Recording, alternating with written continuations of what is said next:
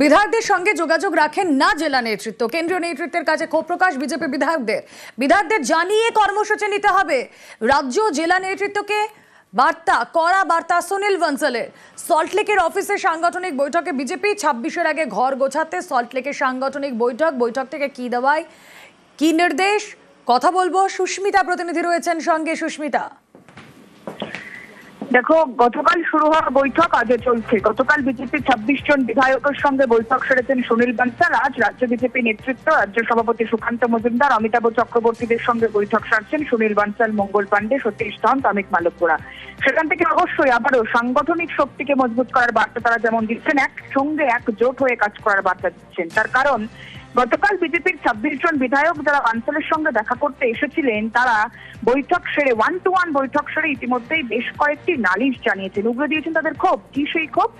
যে কর্মসূচি নেওয়া হয় দলীয় স্তরে, সাংগঠনিক স্তরে, তবে জেলা নেতৃত্ব, জেলা সভাপতি থেকে আরম্ভ করে কেউই নাকি তাদের গুরুত্ব দেন না, কেউ তাদের পাত্তা দেন না, এমনটা অভিযোগ করা হচ্ছে। এমনকি কর্মসূচি নেওয়া হলেই তা বিধায়কদের জানানোই হয় না। সুতরাং বিধায়কদের তরফ থেকে সেই কর্মসূচিতে গ্রহণযোগ্যতা বা গ্রহণ করা বা অংশগ্রহণ করা সেই বিষয়টিও থাকে না। সুতরাং সেই সমস্ত কর্মসূচি বেশিরভাগ ক্ষেত্রেই ফেইলিওর হয়, এমনটাই বিধায়করা অভিযোগ করেছেন।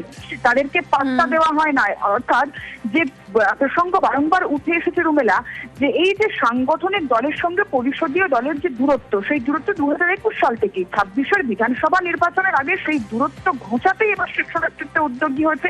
তারা চাইছে সাংগঠনিক শক্তি যে সমস্ত রয়েছে, সাংগঠনিক দল থেকে আরম্ভ করে জেলা নেতৃত্ব কিংবা পরিষদীয় দলের যে সমস্ত কর্মকর্তারা রয়েছেন, তারা সকলেই একজোট হয়ে সাংগঠনিক শক্তিকে মজবুত করুক এবং 26-এর নির্বাচনের লক্ষ্য পূরণ করুক। বেশ,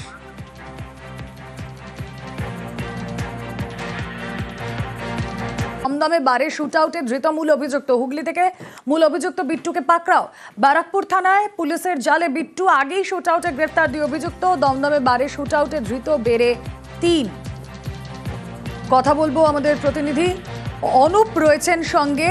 অনুপের সঙ্গে কথা বলবো। এই মূল অভিযুক্ত কি, তার পরিচয় এবং এই ঘটনায় তার কিভাবে যোগাযোগ?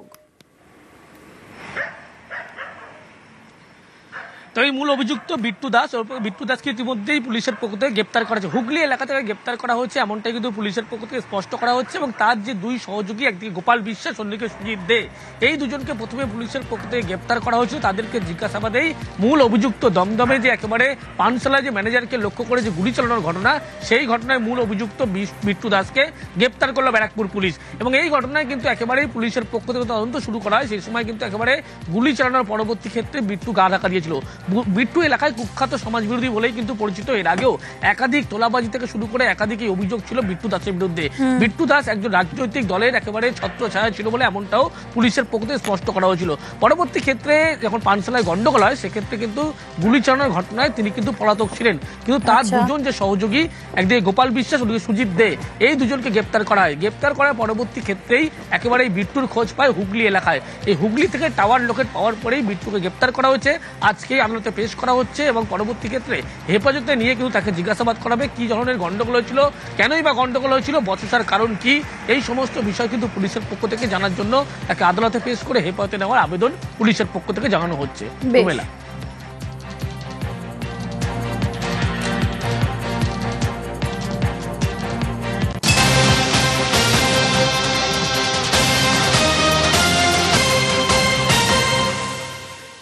স্থানীয় ব্যক্তির তৎপরতাতেই জালে দুষ্কৃতী। জলপাইগুড়িতে এটিএম এর লুটে জালে 2, বৈকুণ্ঠপুর জঙ্গলে তল্লাশিতে গ্রেফতার 2।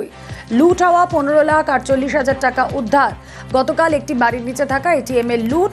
কথা বলবো, আপডেট নেব আমাদের প্রতিনিধি শান্তনু রয়েছেন সঙ্গে। শান্তনু, দেখো, গতকাল কিন্তু দিনভরই অভিযান চলে বৈকুণ্ঠপুর জঙ্গলের বিভিন্ন প্রান্তে। কিন্তু বন দপ্তরকে সঙ্গে নিয়ে শিলিগুড়ি পুলিশ এবং জলপাইগুড়ি পুলিশ যৌথ অভিযান চালায়। দেখা যায় যে ভোরের দিকে স্থানীয় বাসিন্দারা কিন্তু খবর দেয় যে নিপিয়ানিয়া বস্তি সংলগ্ন এলাকায় দুজনকে দেখা গেছে। কারণ স্থানীয়দের সাহায্য নিয়েছিল সকাল থেকে পুলিশ, তাদেরকে বিভিন্ন এলাকায় সোর্স হিসাবে কাজে লাগাচ্ছিল এবং তাদের সূত্র ধরেই কিন্তু পুলিশ নিপিয়ানিয়া বস্তি সংলগ্ন ফলশ্রুতিপুর জঙ্গল এলাকা থেকে কিন্তু 2 জন দুষ্কৃতীকে গ্রেপ্তার করে, যার মধ্যে একজন কিন্তু হরিয়ানার বাসিন্দা, আরেকজন বিহারের বাসিন্দা। এই 2 জনকে গ্রেপ্তারের পর পুলিশ যেটা মনে করছে যে আরো বাকি যে 3 জন রয়েছে তারা বৈকুণ্ঠপুর জঙ্গলেরই মধ্যে কোনো একটা এলাকায় লুকিয়ে থাকতে পারে। সেই কারণে গোটা জঙ্গল ঘুরে কিন্তু এখনো পর্যন্ত সার্চ অপারেশন চালিয়ে যাচ্ছে পুলিশ। পাশাপাশি দ্বিতীয় যাদের দুজনকে গ্রেপ্তার করেছে পুলিশ, তাদের দুজনকে কিন্তু শামসের খান এবং আশরফ খান দুজনকেই জলপাইগুড়ি আদালতে আপাতত নিয়ে আসা হয়েছে। সেখানে 14 দিনের রিমান্ড চেয়েছে পুলিশ, কারণ বাকিদের খোঁজে তল্লাশি এবং এদের সম্পর্কিত আরো কিছু তথ্য জানার জন্যই কিন্তু পুলিশ মূলত এদেরকে 14 দিনের রিমান্ডের আবেদন জানিয়েছে। কিছুক্ষণের মধ্যে এদেরকে আদালতে তোলা হবে এবং তারপর বিচারক গোটা বিষয়টি বিবেচনা করবেন। পাশাপাশি এই দুজন সম্পর্কেও কিন্তু তথ্য সংগ্রহ করা শুরু করেছে পুলিশ, যার মধ্যে এখনো পর্যন্ত যেটুকু জানা যাচ্ছে পুলিশ সূত্রে, সেটা হচ্ছে আশরফ খান যিনি রয়েছেন ধৃতদের মধ্যে, সেই আশরফ খান কিন্তু দিল্লি পুলিশে একসময় কাজ করতেন এবং তিনি 5 বছর আগে সাসপেন্ড হয়েছেন এবং এই ধরনের এটিএম দুষ্কর্ম করার জন্য তাকে সাসপেন্ড করেছে পুলিশ, এমনটাই জানা যাচ্ছে পুলিশ সূত্রে। এবং এই ধৃতদেরকে হেফাজতে নেওয়ার পর আরো কিছু তথ্য জানার চেষ্টা একসময় করছে। দিল্লি পুলিশে যে ব্যক্তি কাজ করতেন তিনি এখন এটিএম লুট করছেন, তিনি একা না, তার সঙ্গে একটা চক্র কাজ করছে?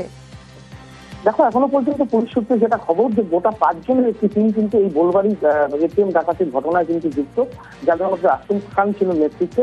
কারণ এর আগে ইসলামপুরে একটি ডাকাতির ঘটনা অর্থাৎ এটিএম লুটের ঘটনা কিন্তু এর নাম জড়িয়েছিল, এর আগে গ্রেপ্তারও হয়েছিল। পাশাপাশি আরো একটি জায়গায় এই এটিএম লুটের ঘটনায় এর নাম জড়িয়েছে।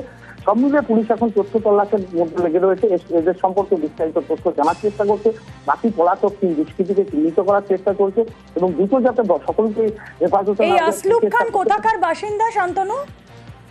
দেখো, এখনো পর্যন্ত পুলিশের যেটা জানা গেছে যে এই আশরফ খান সম্পর্কে পুলিশের তরফ থেকে যেসব দেওয়া হচ্ছে বিস্তারিত তথ্য, এই আশরফ খান কিন্তু তিনি হচ্ছেন হরিয়ানার বাসিন্দা এবং তিনি দিল্লি পুলিশে কাজ করতেন বলে এখনো পর্যন্ত পুলিশ যেটা জানতে পেরেছে। এই কতটা সত্যি সে সম্পর্কেও যাচাই করা হচ্ছে এবং পুলিশ সূত্রে যেটা খবর, এই সম্পর্কে জানতে গিয়ে তারা জানতে পেরেছে যে 5 বছর আগে সে দিল্লি পুলিশে কনস্টেবল পদে যুক্ত ছিল এবং এটিএম ডাকাতির কোনো একটি ঘটনা বা কোনো একটি অভিযোগকে কেন্দ্র করে তাকে সাসপেন্ড করা হয়। মানে যখন তিনি কর্মরত অবস্থায় ছিলেন পুলিশে, তখনও এই ধরনের কোনো ঘটনা ঘটিয়েছিলেন?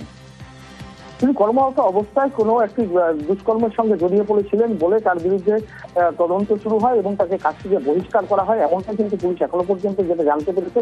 এবং এদের সম্পর্কে এই যে চক্রটা কাজ করছে, এদের আশরফের নেতৃত্বে গোটা চক্র কাজ করছিল বলে পুলিশ জানতে পেরেছে এবং গোটা ঘটনার কিন্তু তদন্ত শুরু হয়েছে, তদন্ত প্রক্রিয়ার মধ্যে রাখা হচ্ছে এবং দ্বিতীয় দুজনকে জিজ্ঞাসাবাদ করা হচ্ছে। এদের অতীতে কি কি ঘটনাগুলো রয়েছে, এরা কোথায় কোথায় যুক্ত রয়েছে, কে কি কাজের সঙ্গে যুক্ত, সমস্ত তথ্যই কিন্তু পুলিশ জানার চেষ্টা করছে। সব মিলিয়ে যেটুকু তথ্য পাওয়া গেছে তাতে একজন পুলিশে কর্তব্যরত কর্মী যিনি এটিএম ডাকাতির ঘটনায় বেশ তাদেরকে জিজ্ঞাসাবাদে কি তথ্য উঠে আসে, এটাই এখন মেইন ফোকাস পুলিশের। লুট হওয়া 15,48,000 টাকা ইতিমধ্যেই উদ্ধার এবং গতকাল একটি বাড়ির নিচে থাকা এটিএম এর লুট হয়। স্থানীয় ব্যক্তি টের পেয়ে পুলিশে খবর দেন, ময়নাগুড়ি থানার পুলিশ দুষ্কৃতীদের ধাওয়া করে, রাতে বৈকুণ্ঠপুরের জঙ্গল থেকে গাড়ি আটক করে আরো 3 দুষ্কৃতীর খোঁজে পুলিশ এই মুহূর্তে।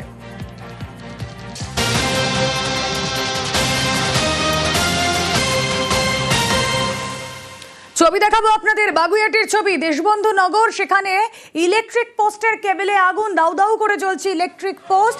এসি মার্কেটের পাশে আগুনে আতঙ্ক, ধোঁয়ায় ঢেকেছে এলাকা।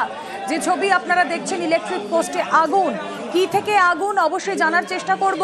বাগুইআটির এক্স্যাক্ট কোন জায়গায় আমাদের প্রতিনিধি অনুপ চক্রবর্তী ডিটেলে জানাবেন। অনুপ, দেশবন্ধুনগর একটি শপিং মল, সেই শপিং মলের পাশে যে ইলেকট্রিক পোস্ট, সেখানে কিন্তু একেবারে আচমকা আগুন লেগে যায় এবং এই ইলেকট্রিক পোস্টটির নিচে দেখা গেছে ইলেকট্রিকের লাইন আছে, পাশাপাশি একাধিক কেবল তার ছিল এবং সেখানে যখন আগুন লাগে পরবর্তী ক্ষেত্রে দমকলের একটি, পরবর্তী আরো একটি, সব মিলিয়ে 2টি ইঞ্জিন আছে, আগুন কিন্তু নিয়ন্ত্রণে আনে। কিন্তু দমকলের যে প্রাথমিক অনুমান শর্ট সার্কিট থেকে আগুন লেগেছে এবং সকালবেলা যখন লক্ষ্য করে যায় আগুন যখন একেবারে নিমেষের মধ্যে এই ইলেকট্রিক পোস্টে লাগে, তারপরে গোটা এলাকা কিন্তু ধোঁয়ায় ভরে যায়।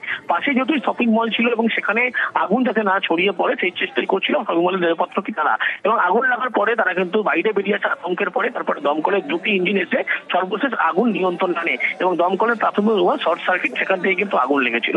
বেশ।